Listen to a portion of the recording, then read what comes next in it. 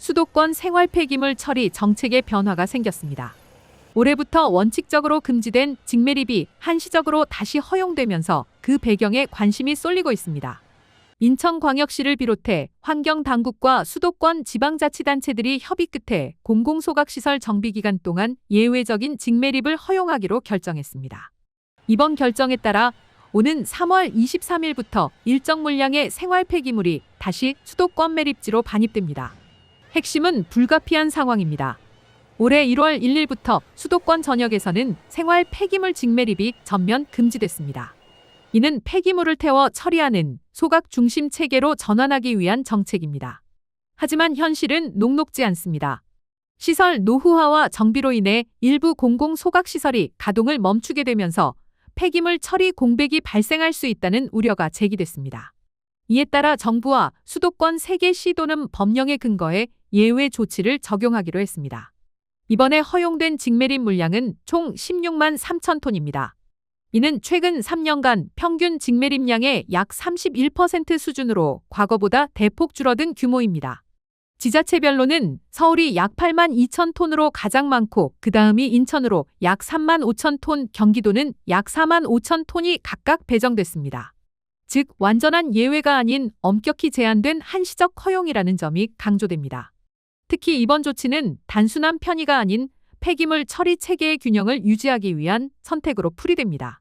만약 직매립을 전면 금지한 상태에서 소각시설까지 멈춘다면 민간 처리업체에 대한 의존도가 급격히 높아질 수밖에 없기 때문입니다. 이는 처리 비용 상승은 물론 장기적으로 공공관리 기능 약화로 이어질 수 있다는 우려도 나옵니다.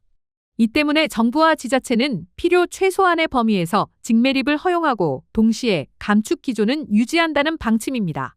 실제로 수도권 3개 시도는 이번 정비 기간 동안 직매립량을 최근 평균 대비 10% 줄여야 합니다. 그리고 향후에는 감축 비율을 단계적으로 더 확대할 계획입니다. 환경 정책의 방향성은 분명합니다. 직매립은 줄이고 소각과 재활용 중심으로 전환한다는 것입니다. 다만 그 과정에서 발생하는 현실적인 공백을 어떻게 관리하느냐가 중요한 과제로 떠오르고 있습니다. 현장에서는 다양한 시선도 공존합니다. 일부에서는 이번 조치가 불가피한 결정이라는 평가를 내놓고 있습니다. 반면 직매립 금지 정책의 취지가 훼손될 수 있다는 우려도 제기됩니다. 특히 수도권 매립지를 둘러싼 지역 갈등이 여전히 존재하는 만큼 반입량 관리와 투명성이 더욱 중요해졌습니다.